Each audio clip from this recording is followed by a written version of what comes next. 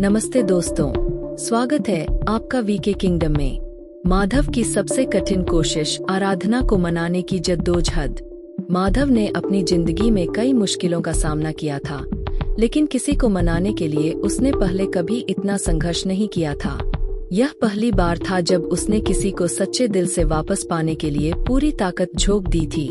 लेकिन यह आसान नहीं था, क्योंकि सामने आराधना थी जिसे उसने खुद अपने जीवन से दूर कर दिया था। गिल्ट से भरे माधव की बेचैनी। आराधना से अलग होने के बाद माधव ने महसूस किया कि उसने अपने जीवन की सबसे बड़ी गलती कर दी है। उसने बिना सोचे समझे, बिना किसी ठोस सबूत के, बस देविका की बातों में आकर आराधना को अपनी जिंदगी से निकाल दिया। लेकिन अब जब सच सामने आ चुका था और देविका कोमा में थी, तो माधव को एहसास हुआ कि आराधना ही उसके जीवन की असली साथी थी। दादी की बातें उसके दिल में गूंज रही थीं। आराधना अगर चाहती तो कब की चली जाती, लेकिन उसने हर हाल में पत्नी का धर्म निभाया। यह सुनकर माधव के मन में एक दृढ़ संकल्प जागा।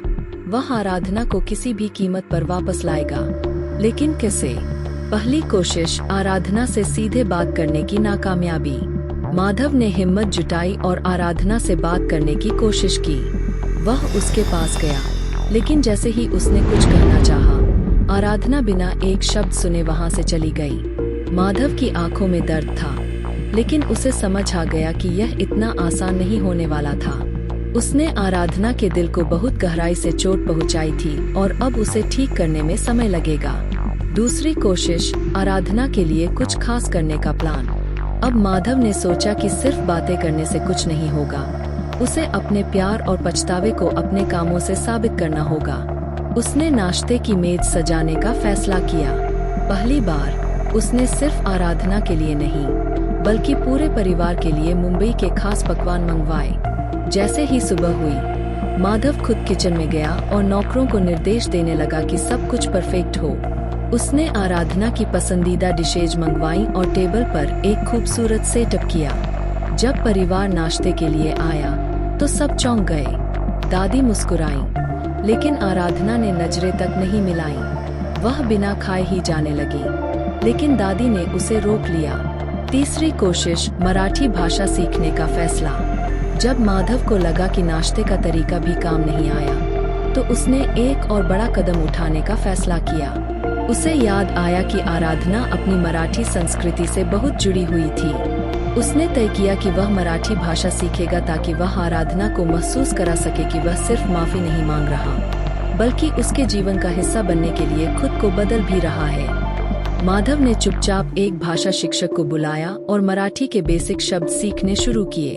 उसने अपनी नोटबुक में खास बातें लिखीं और बार बार प्रैक्टिस करता रहा। कुछ दिनों बाद जब वह आराधना के सामने आया, तो उसने टूटी फूटी मराठी में कहा, माझ्या मनापासून तुला प्रेम करतो, आराधना, मला माफ कर।